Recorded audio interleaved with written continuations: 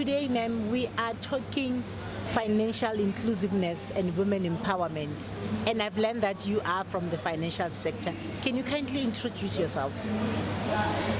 Good afternoon. My name is Tlabati. I am the head of strategy and shared value within corporate citizenship at ABSA. Can you just share with the viewers what is the importance of the involvement of ABSA in this G20? Absolutely. So as ABSA, we have a strategic ambition to be an active force for good in everything that we do. And that work is anchored by our sustainability framework, which has 3 pillars. The first 2 are most important, and they are the ones that I want to talk about today: financial inclusion and diversity and inclusion. Additionally, in 2023, we came out to the market and said we want to be the bank of the entrepreneur. And with that, we wanted to focus on women and young people.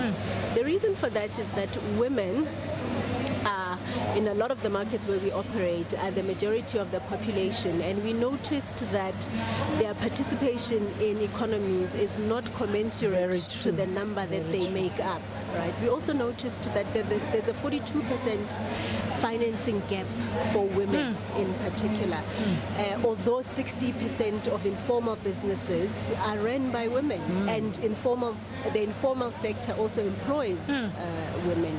We noticed that women are most likely to establish and run businesses that have a social impact. And the last one, which is not really the last one, but also quite important, is the fact that women are most likely to invest back into a community, whatever they make.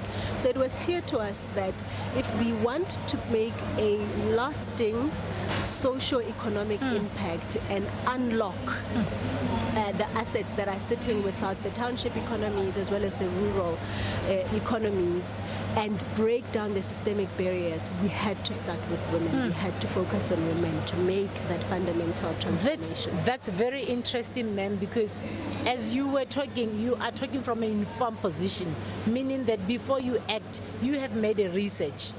Let's just talk about, after making those research, the initiative that ABSA has to ensure that there is an inclusiveness in women, and in return, women are empowered. What program do you have just to share with the viewers? Our efforts or our execution of being a bank of the entrepreneur is delivered across different areas of our business. It starts from a social impact perspective within corporate citizenship, where we deliver entrepreneurial education, and we make sure that we instill an entrepreneurial mindset as well as entrepreneurial intent, because we want as many women and young people as possible to start looking away from employment as a way of participating in economies, but start thinking about entrepreneurship so that we can grow the economy and we can be innovative. Then we move on to supplier development, again, where we also have a focus on women through a group procurement. And from a product and commercial perspective, we have relationship banking, where we have a particular product targeted at women. It's called She Thrives. It was launched... I beg your pardon, it's called? She Thrives. She Thrives. It Wow. was launched, yes, it was launched in Q3 of 2023.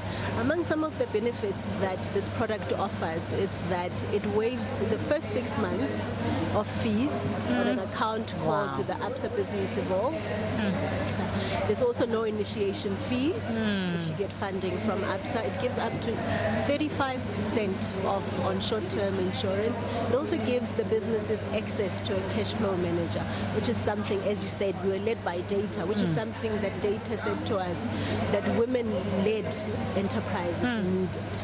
We also have a quite comprehensive enterprise development program, which meets businesses where they are. I know that entrepreneurs are always talking about the fact that they overtrained, or programs assume that they're at a foundational stage, whereas they've already moved past that. Our enterprise development programs find businesses exactly where they are. So we meet with them at different stages, and we give them the support suitable for the gaps that we would have found at the time. Just to interject, let's just ordinarily there is a woman in the rural village, and she is interested in your structures that you have just outlined. What advice can you give to that woman in the rural areas? They can visit an ABSA branch.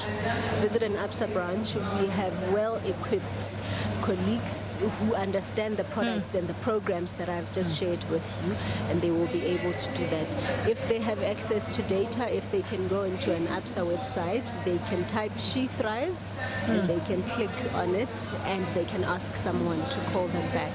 The programs, the developmental programs, entrepreneurial education that I was talking about for young people and women, they can go to our website, absa.africa. They can go to corporate citizenship, and they can get access to those programs. Because why am I saying that is that you'd find that you'd go to a particular branch, then they will say, we don't offer that. You have to go to the nearest branch, maybe in a more bigger city. So in what you have just outlined, all your branches have all the information that you have just outlined. These are ABSA programs, particularly the product. It's a product. It's like a banking product, savings check, and so on. So if it's offered, if it's an ABSA product, you should be able to access it in any ABSA branch. Someone in the branch should be able to. Thank you so much. Thank you so much for the information and all the best.